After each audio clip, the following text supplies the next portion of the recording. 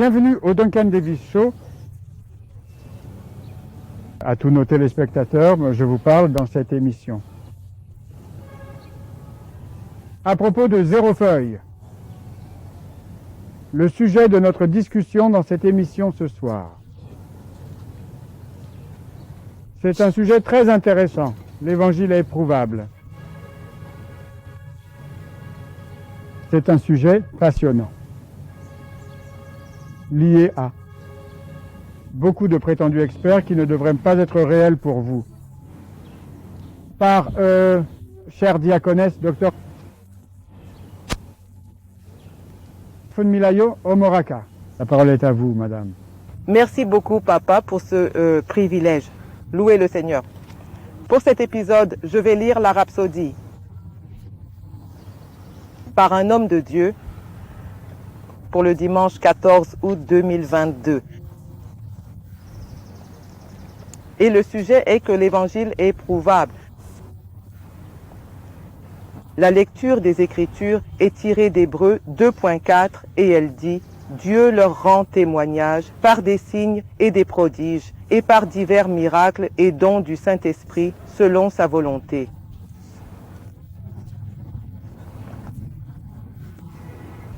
Il y a des années, en tant que jeune adolescent étudiant le message de Jésus-Christ et ce qu'il est venu accomplir, je me disais que si Jésus avait besoin de prouver son message avec des miracles, des signes et des prodiges, et que les apôtres faisaient de même, alors je devrais en faire encore plus parce que j'allais prêcher à une génération qui ne connaissait pas ces miracles.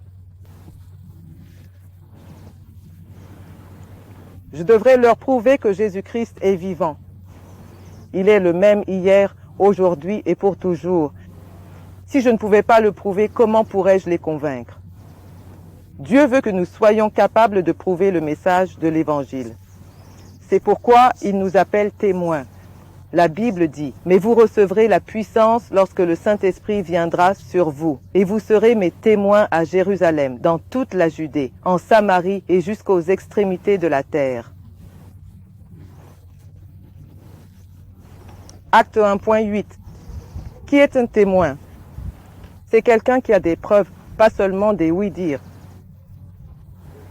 Il ou elle a des preuves de première main. Lorsque vous recevez le Saint-Esprit, vous recevez la puissance, la capacité de témoigner de sa vérité, de sa mort et de sa résurrection. Avec cette puissance, vous pouvez faire les mêmes choses que Jésus a faites. C'était sa puissance même. C'était cette même puissance du Saint-Esprit qui agissait en lui pour accomplir les œuvres de Dieu. Jésus a effectué des changements. Et maintenant, vous pouvez aussi, parce que vous avez son nom et sa puissance, agir en vous. Son esprit et sa vie en nous sont la preuve qu'il était celui qu'il prétendait être, le Fils de Dieu. Jésus-Christ est vivant et nous devons le prouver par des miracles, des signes et des prodiges. Alors que vous apportez l'Évangile à votre monde aujourd'hui, allez avec la conscience que vous avez reçu la puissance de produire la preuve que Jésus est vivant. Louez Dieu. Alléluia. Louez Dieu. Alors faisons la prière ensemble. Répétez simplement après moi.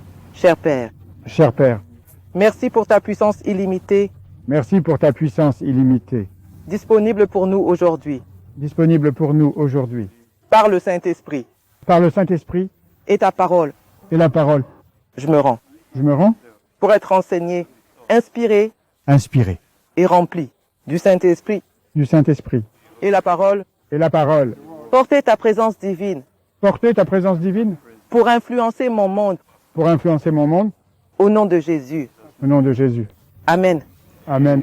Louez le Seigneur. Amen et amen et amen. Vous voyez?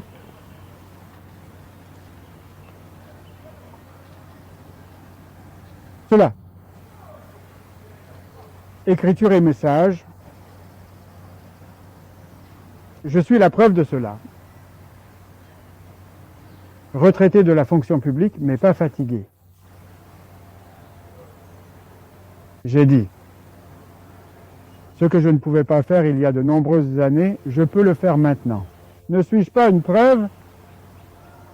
Je ne pourrai jamais être fauché à nouveau. C'est ce qu'on m'a dit, eux, et je le crois. Je n'ai jamais eu besoin d'aller à l'hôpital jusqu'à présent. il y a de nombreuses années en arrière. Ce n'est pas par la force, non. Je ne me tromperai jamais en repensant à comment un garçon de village d'hier est arrivé là. Parti.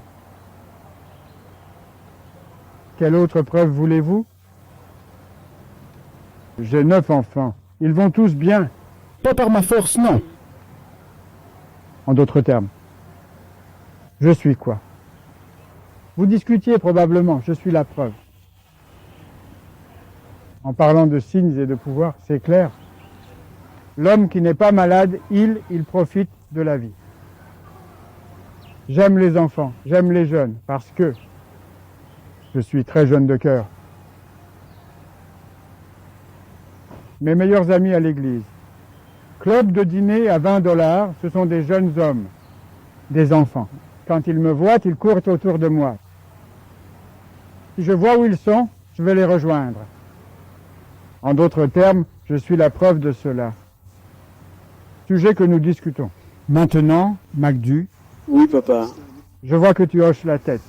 Parle de ce sujet, comment il t'affecte.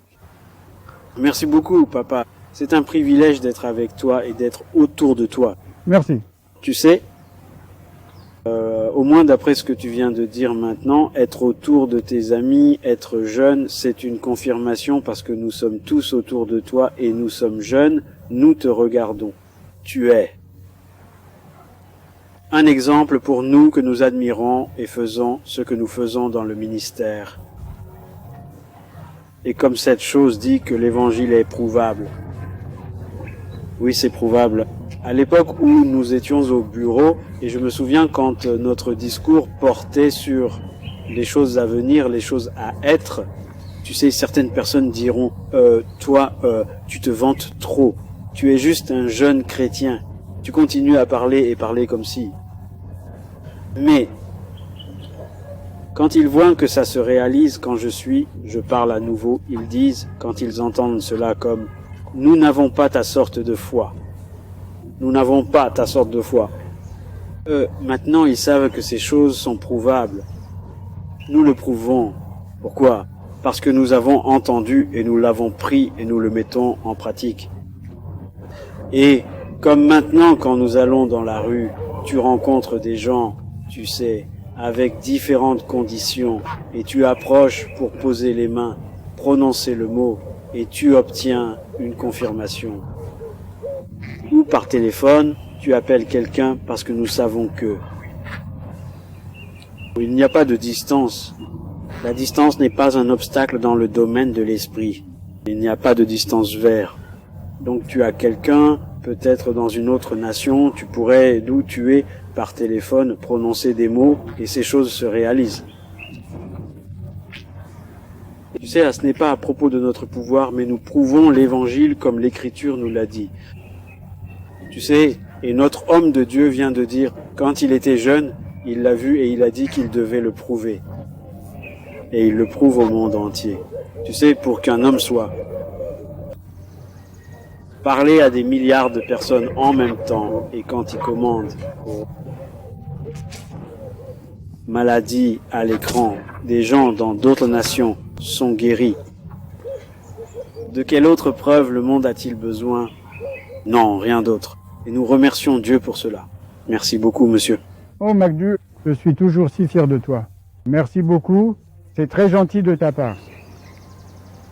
Dickness, cette chose que tu as lue, cela doit aussi t'avoir impacté.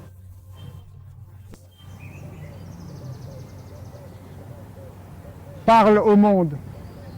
Louez le Seigneur. Alléluia. Le titre de la rhapsodie que nous lisons aujourd'hui est que l'évangile est prouvable. Tout d'abord, l'évangile doit être prouvable pour toi. Parce que, comme notre homme de Dieu l'a dit, tu ne peux pas donner ce que tu n'as pas. Donc, tu dois d'abord le prouver dans ta propre vie.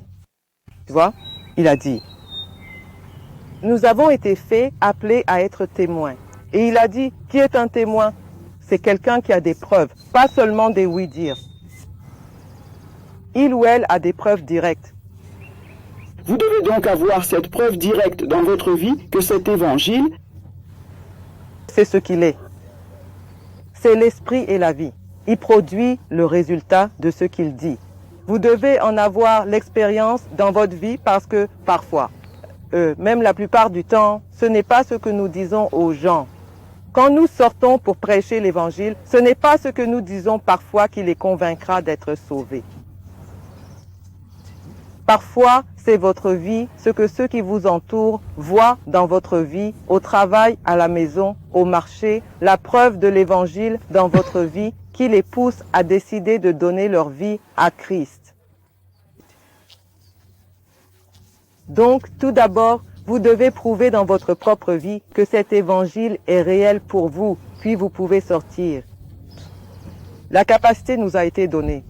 Nous avons reçu le Saint-Esprit, nous avons reçu la puissance en nous.